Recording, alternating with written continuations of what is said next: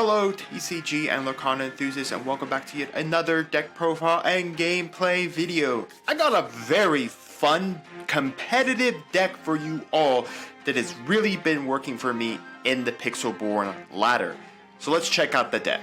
Today's deck is none other than the Beast. Beast OTK. So, this Beast is the legendary beast that came out from Rise of the Floodborn. This beast states that whenever an opposing character is damaged, you may stand this character. There are no restrictions on questing, nothing like that. Unlike a lot of Ruby cards we've seen that if they get restand by an ability, like their own ability or another Ruby ability, they cannot quest for the turn, so they can only go in and swing, which is kind of good for a Shere Khan deck, which is when you gain a lore when a character is challenged, and also Queen of Hearts, who lets you draw a card. This beast doesn't have any of those restrictions. Now, when it came out, I don't think it made as much of a splash. It was a little hard with Chapter 1 and Rise of the Floodborn to really get a constant loop going on where you constantly could damage to restand him. Not anymore. Thanks to Into the Inklands, we have cards that now facilitate this loop very, very easy. And let me tell you, from my testing, I've been able to get this loop multiple times. Now, it takes some setup, but even with that, we are playing Emerald Steel, so we have a control package as well for the Steel, and we do have a good deck through Steel. So let's do the card by card. We're running 4 Flynn Rider just to quest for the 2 and being that annoying card. We are running Morph. We have a couple of cards here that the Morph can be used on. Robin Hood, Tinkerbell, and the Steel Beast. We have 4 Strike a Good Match. We are running Ursula in here, the new Ursula from Into the Inklands. Whenever she sings a song, you can use that song again for free and put it on the bottom of your deck. So typically, we want Ursula to sing Strike a Good Match so we can draw 4 cards and discard 2. Now, the discard 2 can be from our existing hand as well, so we can discard non-inkable stuff we don't need at that point in time. We can discard really anything we don't need at that time. But what it does, it cycles 4 whole cards out of our deck, which is very, very strong because it does also facilitate the Beast combo with, of course, Bayou and the Sheriff of Nottingham. We'll go discuss them. So this also can facilitate that combo, but it's also really good for just digging up our piece that we need. The Beast, the Bayou, Sheriff of Nottingham. It just allows us to get those pieces. And once we kind of have them, we can throw this card into our Inkwell, or we can use it to, if we just have the Sheriff of Nottingham and a Beast, we can use it to facilitate a little bit of a Beast loop. So anyways, we have the 4 Ursula. We are running the 4 mandatory Beasts. We do need to see him. He is basically the whole facilitation of this combo. That is our Emerald package. Not much of an Emerald package, but our Steel package is where it is all at. We are running 3 of the Challenger Captain Hook. He's our 1-drop here. Mostly he's just going to be here to sit for that Challenger and threaten locations and threaten characters. 4 of the Bayou, the new locations. So anyways, we get 1 lore per turn while locations are up. It is not very strong. It is only 3 will. It does cost 1 to move characters there, but typically we only want 1 character sitting here.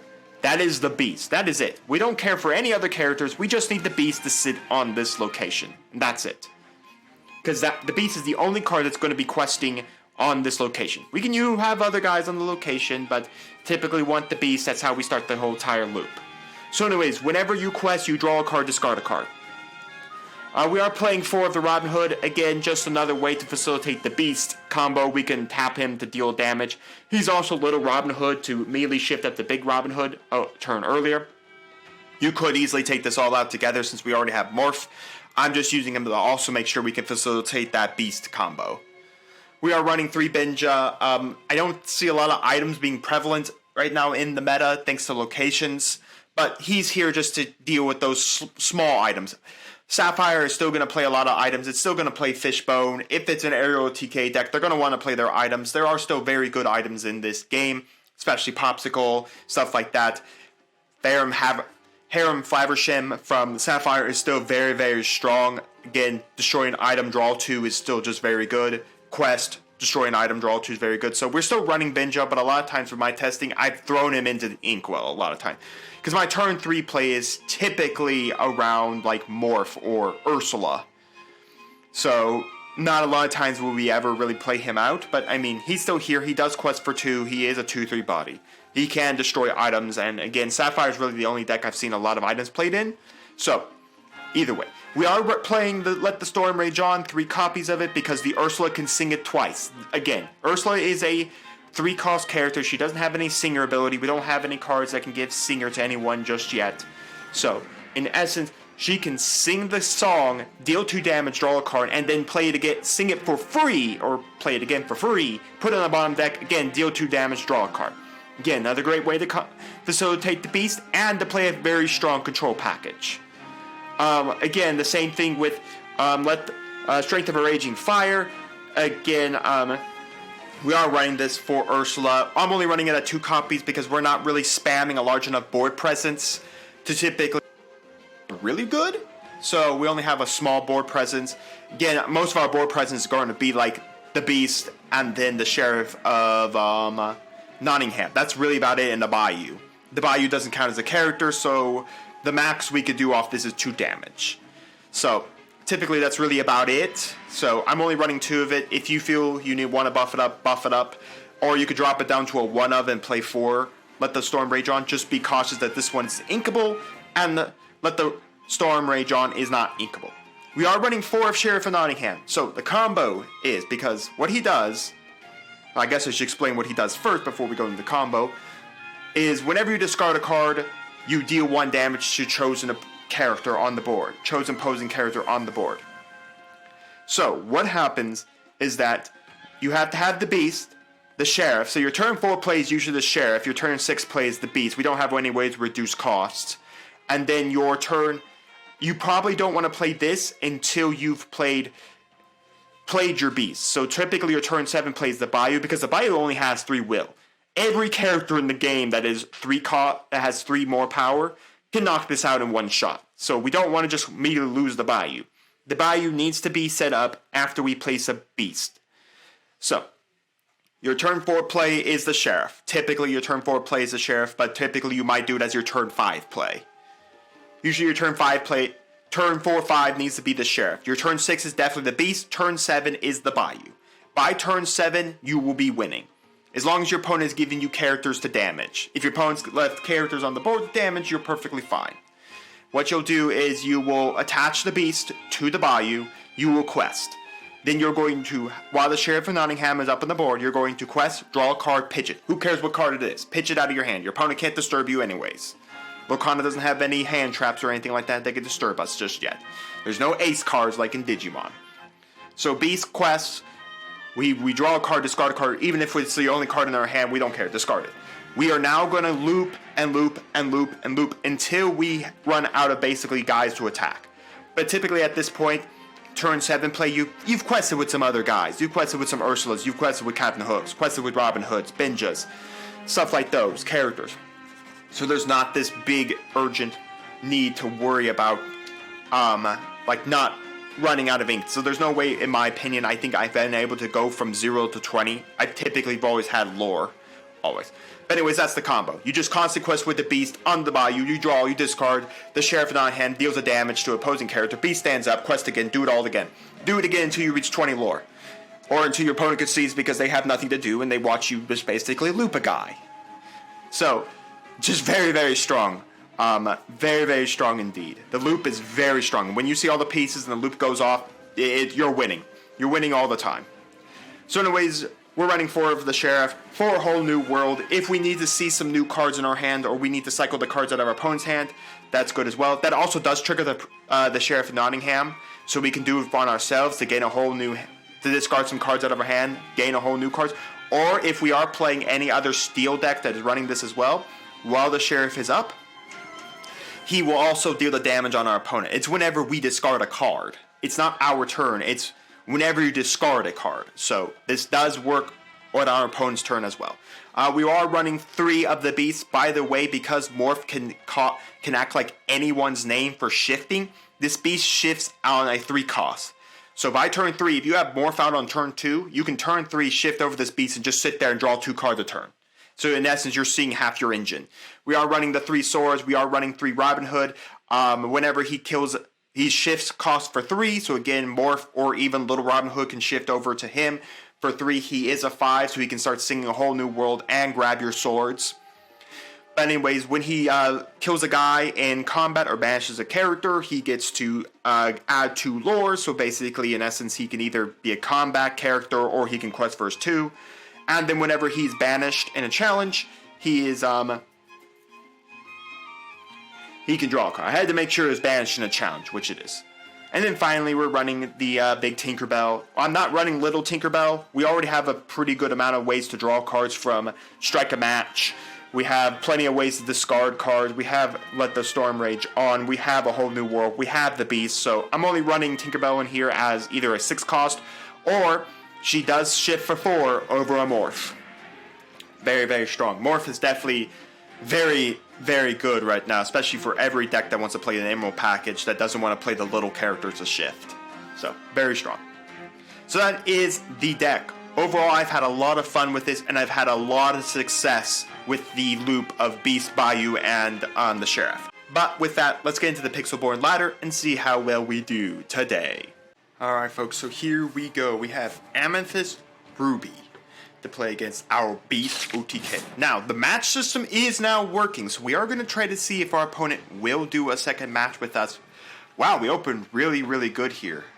We open Morph. Let's see. Right now, we don't need the Beast. We're not fast enough. And I'm going to get rid of the Bayou. We don't really need to see all those pieces at the start here, just because we're going to be able to draw back into it. But again, we really need to see this stuff very, late game. Typically, like I said, by turn 7 is where we need all the pieces. So we have our Beast for our turn 6 play. So again, we've got some teeth inhibition here. Opponent didn't play any 1 drops there. I don't think this is... So Ruby right now is playing a good combo of cards. They're playing the Jolly Roger and they're playing the RLS Legacy, which is the Treasure Planet ship, which is very annoying. The RLS Legacy basically is gives everything evasive and is very annoying to deal with, and it gives you 2 lore a turn. It's very, very annoying. Also, the Jim Hawkins from the set can actually, from Into the Inklands, can play it for free. I forget what the actual natural cost of that, of it is. Now, I do have the Morph in my hand, but right now we don't have any way to play it, and we don't really have a target for it. As you can see right here, our hand is not a single target for him right now. Again, we have Ursula for our turn 3 play. We don't have any of the songs that we combo with the Ursula. I do like that the setup, it's looking very, the Pixelborn is looking very clean. I think we're on version 3 point something. So, looking very, very nice overall. So, we have 2 pieces of the combo. We are missing the Sheriff of Nottingham, the last piece of the combo. And again, we kind of do need our opponent to start playing characters on the board. So, when the opposing character gets damaged, the Beast can restand himself. So, again, that's the entire combo. Sheriff Nottingham, Bayou, and the Beast. I'm not sure what the combo was for Rise of the Floodborn to get this Beast to trigger. I don't think it was as prevalent a combo as it is now in this current day in format. I didn't. Well, I guess the Morph's gonna go because we don't really have a target for him. We are going to trigger the Robin Hood because I do actually want to start damaging that. Because the aspect this mini... I mean, this mini's a 1-3. If he wants to come and attack a Captain Hook, he can be my guess. Typically, you don't quest with Captain Hook when your opponent has characters up because he's only a 1-2 and his Challenger 3 only triggers when he's challenging, not when he's being challenged. So, it's not great there, but still. Now, I wish I did have a song here to play. Ursula combining with,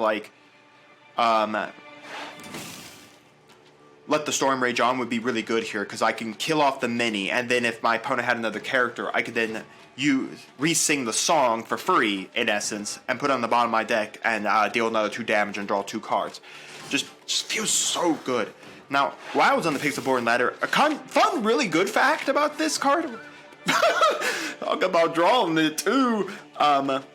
There's a really fun, neat, really dumb combo you can do with this Ursula in Amethyst.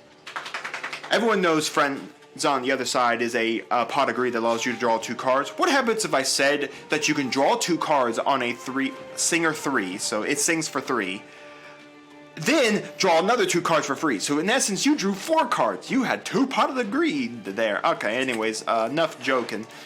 Singing the doo-dah, singing the day, where you are going to sing it for free again. Our next target will be this. Yes, I do know it's not great to attack that, because it's not exactly a good target. Unfortunately, I think this Morph's going to go, because this does get him another draw.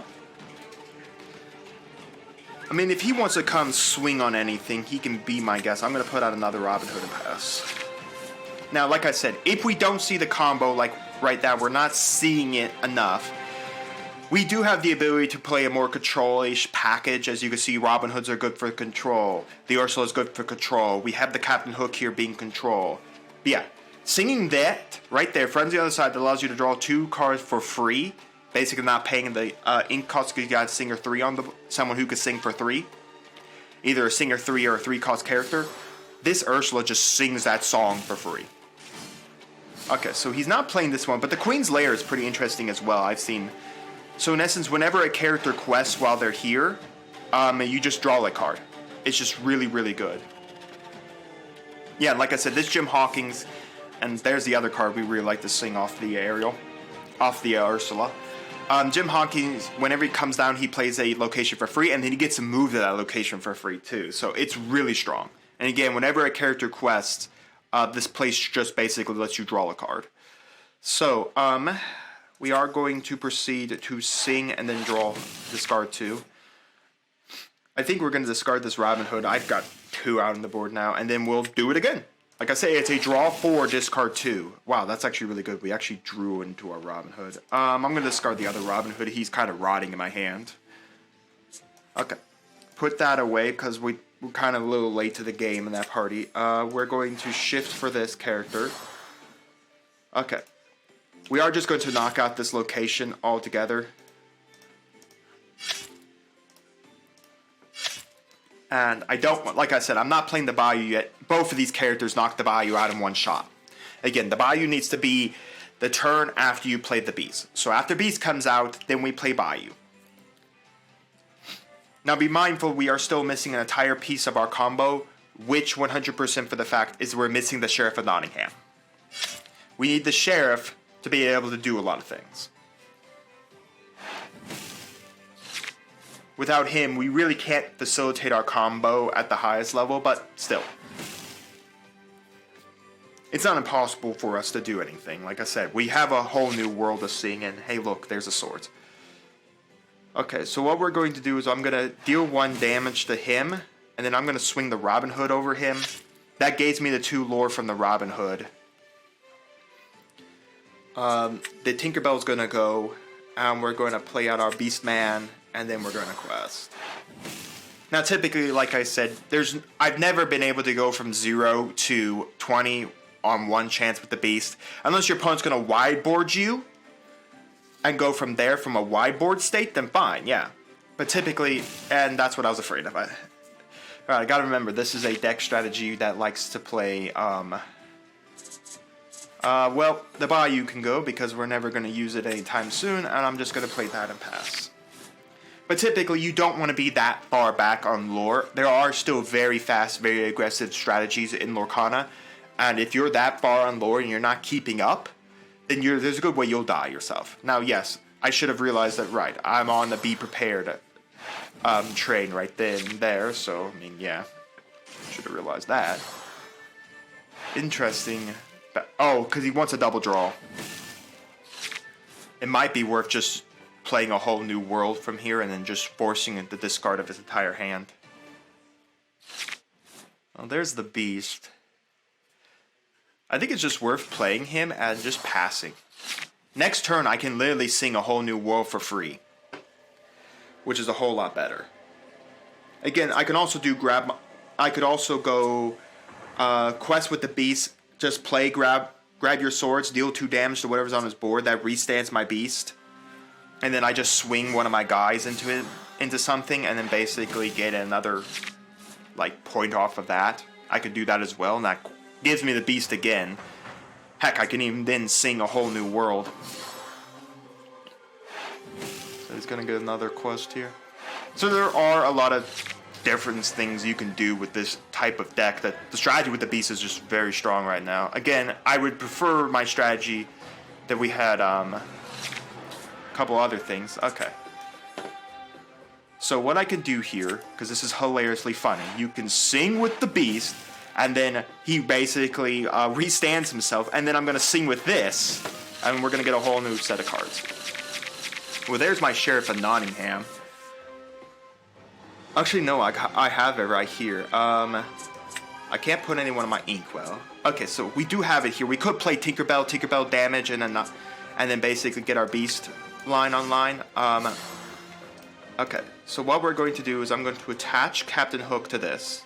Then I bring out the Sheriff. Now, we can only do this twice, mind you.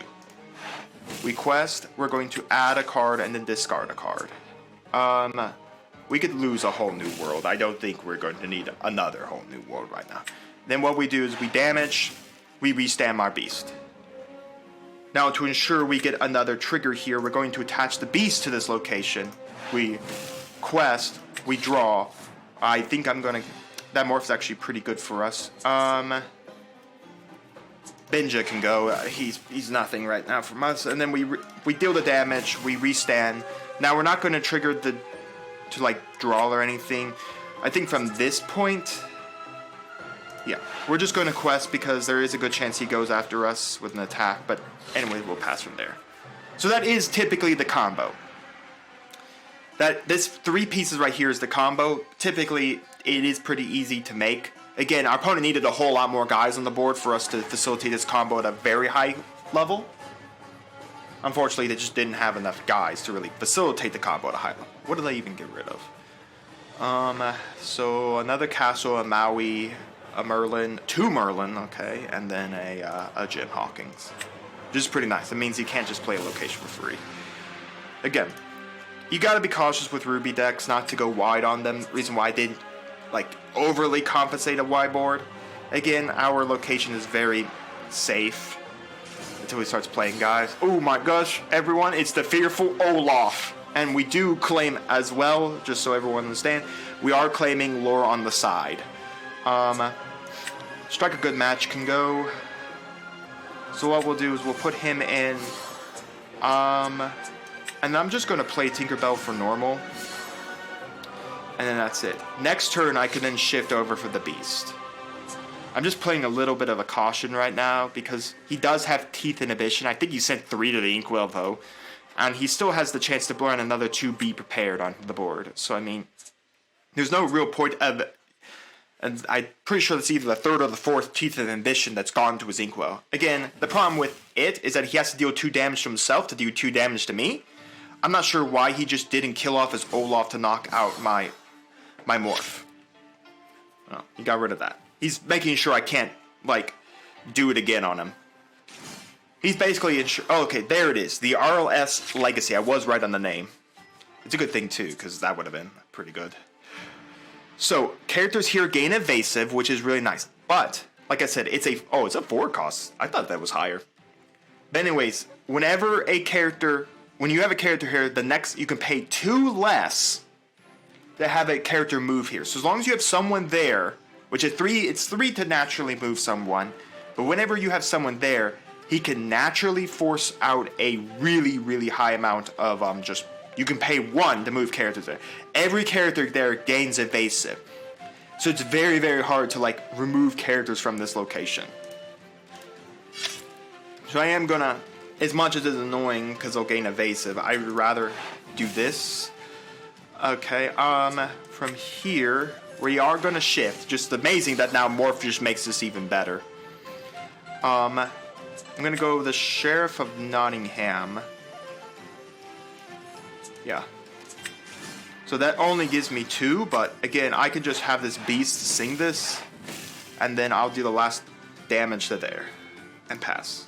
Now, again, there are a lot of caveats. He does have the chance of having another Maui come out, unless he threw one into his Inkwell, because these decks are playing for Maui. Or he's just immediately going to nuke the board.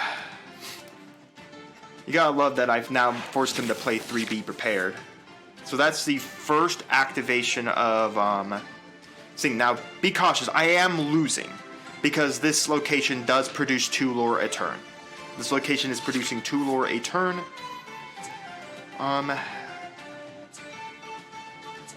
Is it worth just doing this? Yes, I think it is. I believe we need to play this a little faster. So let's just force out those 4 cards out of his hand and give us a fresh hand. So that's 2 Jim Hawkins. 3 Jim Hawkins. Okay. So nothing to really do from this point. I guess what we could do is we could play an Ursula and play out a Flynn. Now, mind you, this did give him a fresh hand. It gives me a fresh hand as well. Now, we are missing a Sheriff of Nottingham, but we have the combo again. I think we burned through 2 Sheriffs. So this character comes down. Any character that has a 3 cost or less power just gets nuked off the board instantaneously. So it's annoying. But, I mean, instantaneous nuking is better than non-instantaneous nuking, in my opinion. And not mentioning, we do have a pretty good strategy remove. Ugh. Well, there's the combo right there. Mind you that we need the combo to kind of really go off. So, quest here. The location cannot come down until we actually have red. And truth be told, we don't even care for the Sheriff of Nottingham of whenever he even comes down. We'll do 2 damage over there to draw a card. And you know what? Throw down another Flint Rider. Pass the turn. Now from this stated point, unless he's going to nuke my board presence, or because he's burned through all Teeth and Gnash, he has to fully nuke board presence here if he wants to win.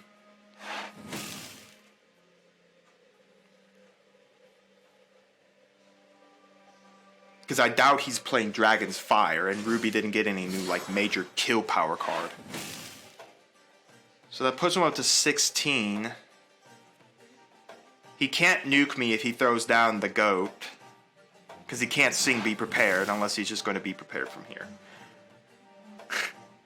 Yeah, he's going to get it because I'm not going to be able to, like, deal enough attacks to this. I'm not going to get enough lore from my guys on the board to basically get enough lore counter up and going. Because again, that's the one thing you have to almost, in this format right now, you have to almost concentrate on locations. Oh, he got me right there. All he needs to do, yep, well played, sir, well played. Yep. The one thing about locations. Alright, so we're going to try to go first. Our opponent did decline, so we did lose match number 1, so let's go into match number 2 with a new opponent. Now, if we do lose to this opponent, then we're done. If we win, I will find a 3rd new opponent. Yeah, I know it's not fun to play 3 different opponents in a game that is basically going to push best 2 out of 3. As like the mandatory, and it's not fun that people can decline matches. Personally, I really do wish that Pixelborn does change that to where people are required to go into match 2 and 3 with you. Because again, that will facilitate what we see with true competitive Lorcana when Radsburger starts officially releasing competitive Lorcana. So it's a little sad you can't do that, but I understand. I think that mechanic of like declining a best 2 out of 3 should be in like the lab. Ranked ladders needs to be best 2 out of 3. Yeah, I know, side decks aren't in the game, and I do really think a side deck could change the game strategy a little bit. It could definitely be interesting. Don't know how good it would be, but it could definitely be interesting. So we are playing Sapphire Amethyst. So this strategy did get some really neat cards, I won't lie about that. We don't need the Bayou right now, we're running 4 of it, so as of right now we can pass on it. Sapphire did get a whole interesting strategy I want to test out. So Grandma Tala got 2 new cards. One that looks at top 2 cards of your deck, and then she got a ghost version. A ghost version that gains a lore whenever you throw something into your Inkwell. So it's almost like Inkwell Turbo. It's really running into like the nature of we don't need him right now. It's kind of really running into this like nature of like how exactly the deck should function really. Which I think is very neat. It's a very interesting strategy. I haven't really found like an idea yet. I have like an idea of how I would like the deck to function. I just don't know if it functions on paper yet. I haven't even built one really out. Like the deck after this one that I built is kind of hand control, using Amber Emerald hand control. He really isn't playing like items, so you know what? I'm gonna put that away. I'm gonna deal a damage to this here, because I know for a fact he's gonna go for the challenger on that. And I'm gonna knock this out to give me another. Okay, I don't need to see all my strike a match. I think I've seen them all now. Thank you very much, Lorcana. So what he's going to do here is he's going to go for the challenger here, because this does get challenger 3 naturally, so I knew for a fact he was going to do it, but the problem is now we're on a back foot of lore. Not impossible to get out of a back foot on lore in this deck, because the beast does do it, but we are kind of on a back foot. Especially in a deck that can draw. Anyways, this Cusco is actually pretty good. I've seen a lot of Amethyst now playing it. You basically, whenever he is just removed from the banished, he just draws you a card. How far I'll go. It can be sung on a. It's 4 costs. So you can sing it on a 4. Look at top 2 cards of your deck. Put one into your ink, one to your hand, and the other into your inkwell face down exerted. So again, Sapphire basically in this set, I will say, got one thing. It does really well right now. It's called Questing Turbo. In essence, it just quests as fast as humanly possible. That's what it does. The literal deck literally quests as physically fast as it can. Nonetheless, it's really neat. It's really neat. Again, just another card that combos well with the new Grandma Tala, because again, whenever a card is added to your inkwell, I'm not sure if you get it for your normal inkwell, and I think the Grandma Tala is like a 7 naturally, a 5 shift over Grandma Tala.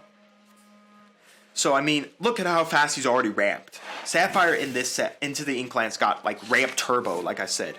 Alright, so we're missing only really one more piece for us to really trigger this deck strategy. We are just missing oh, I probably shouldn't have done that. Well, we're just gonna put out the Sheriff of Nottingham and pass. But so far, look at that. He's already got 7. That means that the Hades from Chapter 1 is active. That also this location, whenever a character is banished while it's at that location, you can just add it to your inkwell face down. Just spam guys. Look at that. He's already spammed up a Elsa automatically. He's already got an Elsa up on the board, and it's just only took a few turns. I'm gonna have to put that strike a match. I'm gonna bring out Tinkerbell here. Again, I'm missing a piece. I'm just missing the Bayou, and I have the entire strategy. And Elsa is now down to 5. Okay, well, another Elsa basically hurts. Man, talk about meeting Sapphire ramp. Ugh, man, already ramped all the way up to an Elsa. I don't know, which one did he target? I think he targeted my Tinkerbell and my Sheriff.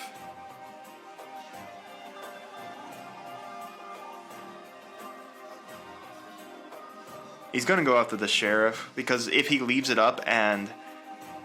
If he didn't target it, I'm not gonna quest with it, though. So he's gonna quest. He's basically, in essence, trying to outspeed me. Oh, he didn't actually go for the Sheriff of Nottingham. Okay. Well... Start praying, kids. Because that's 7 lore right there. If we see the Bayou, we are perfectly fine. There's almost a chance of keeping that. I should have kept that Bayou in my hand, but again, oh, it won't matter now. There goes my beast. Whoop. There he goes. Like I said, he doesn't really care. All he just needs, he has a draw engine. The Queen's Castle is a draw engine. Yeah, like, this is just basically ramp up into your really good cards, and then just sit there and watch your opponent struggle. Literally, next turn he wins on the crackback. I don't know why you're attacking that, just go for the crackback. I mean, he gets to draw a card here. I just don't know why he didn't just go for the crackback. Quest with all your guys, and then what am I going to do? Sit there and pray and hope I get into my things I need? Yeah, I would have just quested and forgot my entire board. Yeah, the Tinkerbell was the most annoying card, but still. That was it. The Tinkerbell was literally it, and you dealt 4 damage to me.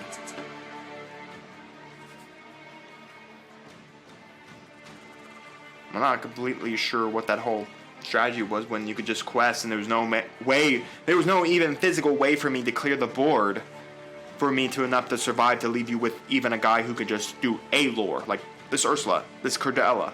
I'd have to have exactly swords, of course, to get rid of it, but it wouldn't matter. How do I get rid of Hades? How do I get rid of half the board presence?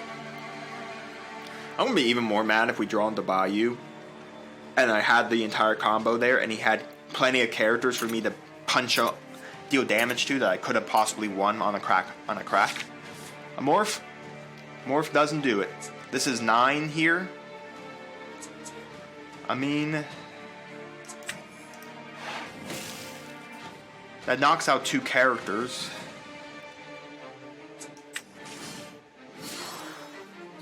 But I mean, I'm not dead.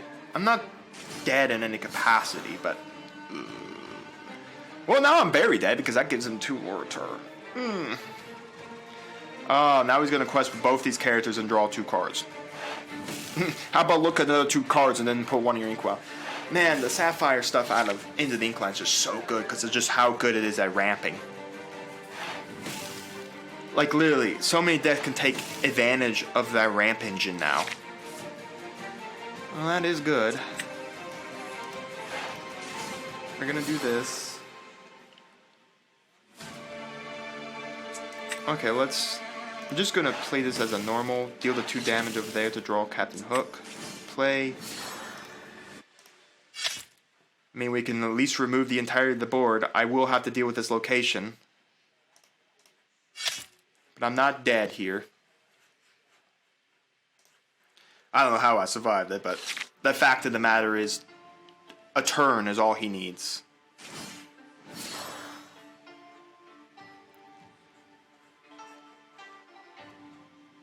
We'll have to see what we get because we are definitely out of a lot of stuff, that's for sure. I mean, yeah, we do get a draw. Oh, there's a let it go.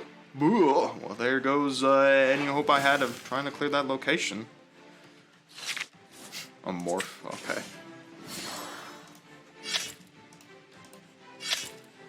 Yeah, he gets it on the crackback here. He gets the 19, he just needs to quest with this, and then...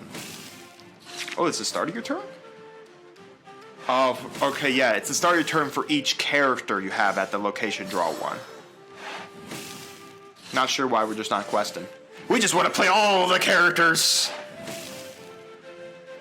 Unfortunately, no wins for us. Well, I hope you all enjoyed the gameplay and the deck profile. Trust me, we didn't actually see it go off, but I have gotten the beast loop off. And once you get it off, there's no stopping you. You win.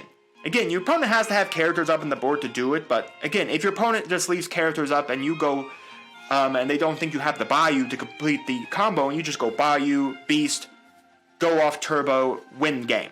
So, it's really fun when it works, but again, you have to see all your pieces. It is gimmicky because you do have to see all your pieces, you do have to set them up, and your opponent can't disturb your plays. They can't disturb your Beast before the turn, they can't get rid of your Sheriff of Nottingham, and you have to be so cautious of when you play the Bayou. But let me know down in the comments your thoughts on the Beast OTK deck, your thoughts on the gameplay, your thoughts overall, and while you're commenting, do make sure to like the video, subscribe to the channel, and ring the bell so you can notify when my videos go live for you. And we'll see you here next time on Mama Dragons TCG.